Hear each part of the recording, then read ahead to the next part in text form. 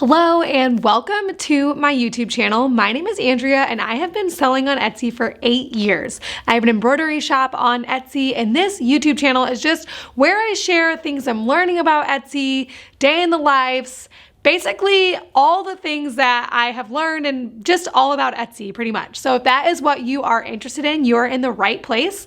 Today specifically, we are going to be talking about finding products that you can sell over and over again on Etsy. We're gonna be breaking down why it matters, how to do it, all those sorts of things. Basically, we're gonna be talking about finding products that can be bestsellers for your shop.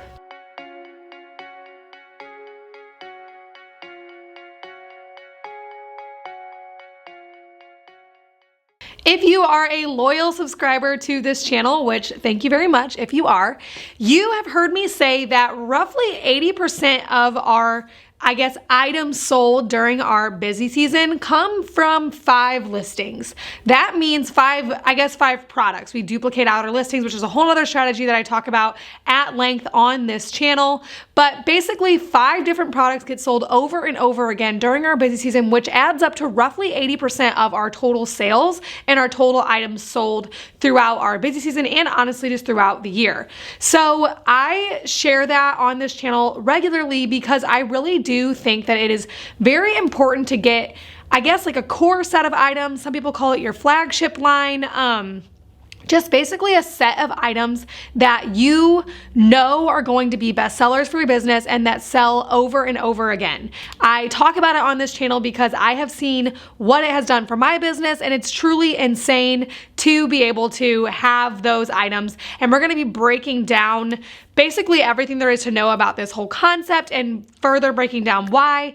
But I just wanted to share that statistic. I guess it's a statistic. It sounds weird to say statistics for my own shop, but basically I just wanted to share that stat to let you know that it is possible and the impact that it can have on your business to have a core set of items that you are selling over and over and over again for your shop.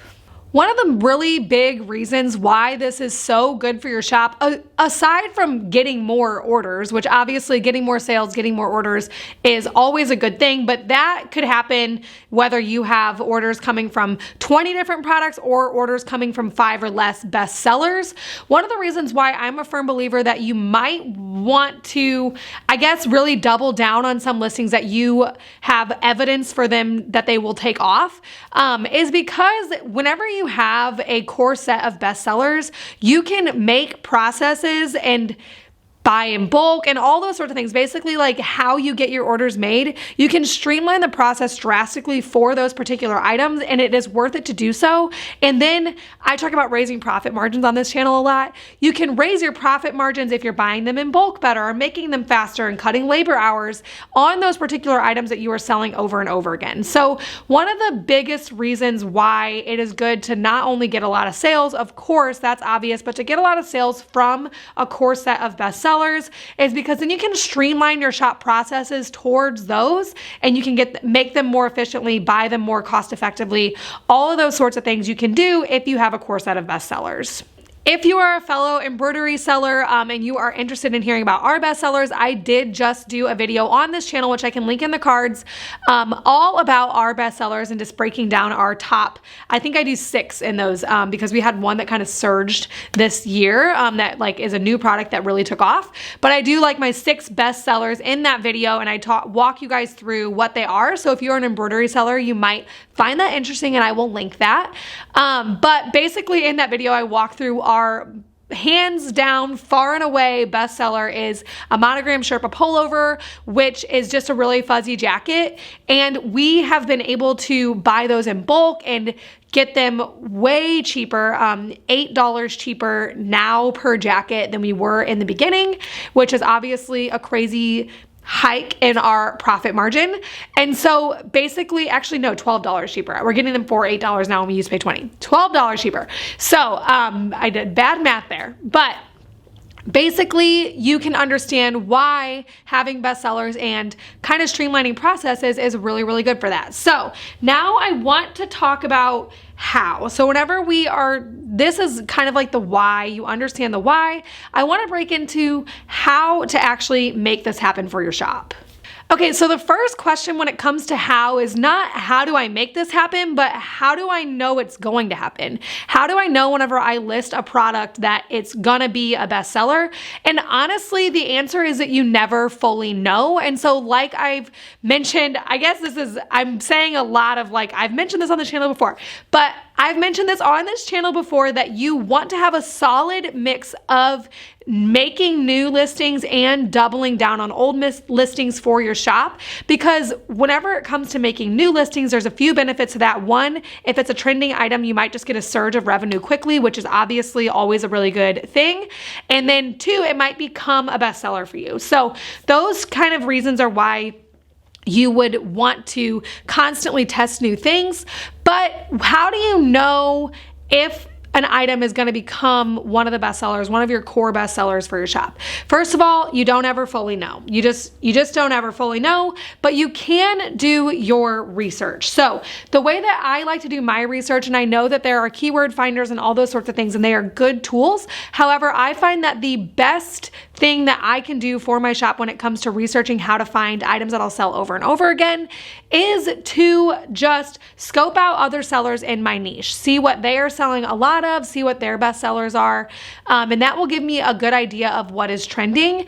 If you are familiar with your niche, I mean, I'm assuming that you have some level of familiarity with your niche and with what other people are selling with your competition. Use that to your advantage on what is trending, what is selling well, all those sorts of things, and then cater your listing towards those trends and towards those best sellers that other people are experiencing. Okay, so the second half of the how question, we've already covered how do you know, is how do you increase your odds? How do you make a listing take off? And so one thing that I always say this, and okay, so I guess I need to rewind a little bit. Whenever you say, how do you make a listing take off? I've shared this on this channel before. I really am a firm believer in Etsy search. And so I get most of my sales at my shop from Etsy search. We do not have a huge social media presence. We do not have Facebook ads, or I don't even know what else.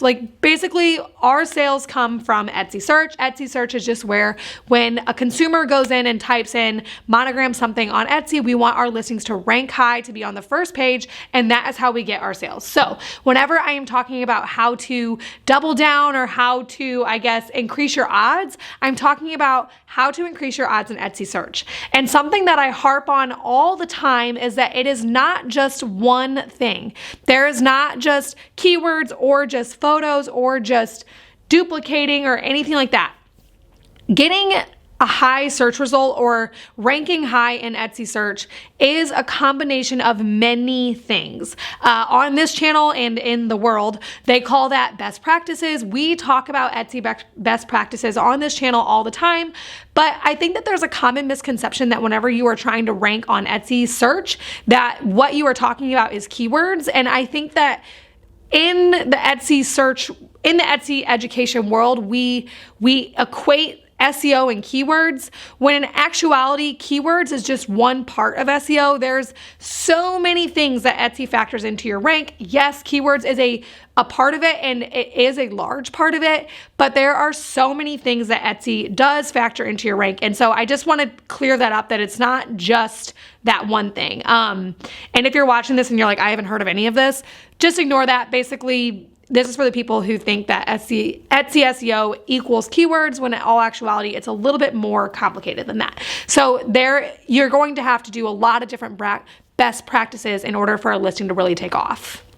I'm going to give you guys a crash course of the best practices, like the really important ones in this video. If you want to deep dive on this topic, if you want to deep dive on optimizing your shop, all those sorts of things, do check out my free Etsy masterclass. It'll be linked in the description below. Basically, it is like a deep dive into what we're about to crash course in, I don't know, 2, 3, 4 minutes. So it's a deep dive into what we're about to talk about. But basically, the crash course of Etsy best practices is this. I think that it has the three most important things.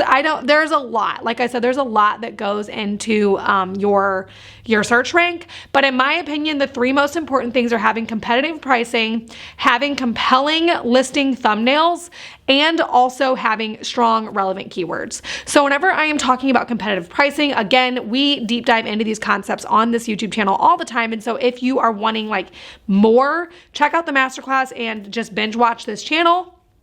But competitive pricing means that if your competitors are selling the same item that you want to rank for $35 to $40, you cannot go in and try and sell it for $50. I understand that your product might be better, all those sorts of things, but when we are talking ranking in Etsy search, you need to have competitive pricing.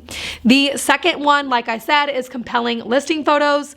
This is really important for search because that is kind of what gets you, like, it's called your click-through rate. It's what gets you clicks. So you don't want to show up in the Etsy search ranking and then for someone to scroll right past it. And the biggest thing that they see whenever you are scrolling on Etsy search, like the most, I guess, real estate, they call it like digital real estate, is your thumbnail for your listing. And so you want your thumbnails to be really compelling.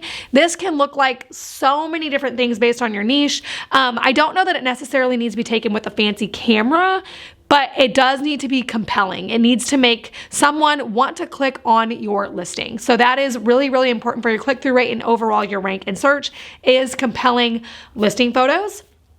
And lastly, obviously strong keywords. So you want to be making sure that you are listing items that people are searching for, but also that your current listings are using the best keywords possible for people to find them based on search volume and popularity. So you want to make sure that you have a mix of listing items that people are searching for and making sure that your items show up when people are looking for them based on the keywords. I'm hoping that makes sense. So that is kind of the crash course in best practices for Etsy. I'm hoping that you can understand why this is so important. I know that this is a ton of info, and so I really hope that this was digestible. My goal on this channel is always to make Etsy just a little bit easier to understand. I want to break it down in simple terms. I know that this was maybe hard to digest, so I hope that you have got something of value from this. If you are trying to grow on Etsy, we talk about that on this channel 2 times every single week. And so make sure to subscribe. Like I said, it is my goal to always break down Etsy in simple terms and make it not overwhelming and achievable for every single Etsy seller. So if that is you, make sure to hang out and subscribe. And thank you so much for watching.